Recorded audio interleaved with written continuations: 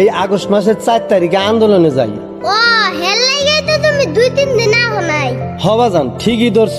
তারপর 5 তারিখে ছাত্ররা ঢাকা যাওয়ার জন্য সব মানুষরে ডাকলো, ওই ডাইনি বুড়ি রাজপ্রসাদ দখল করব।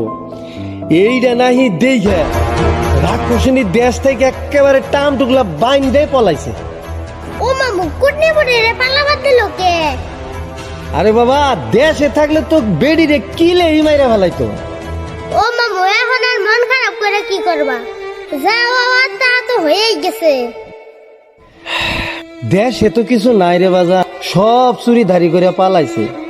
এখন যে কি খায় বাসুম, ছোট্ট একটা ব্যবসা তো চলে না। মায়া দুটা ভার্সিটিতে পড়ালেখা করে, হ্যাঁ গো পড়াশোনার খরচ সবকিছু মিলে কেমন যেন সব আউলা জাউলা লাগতেছে। মায়ের ডাকতাছে ভাত খাবা, এখন চলো।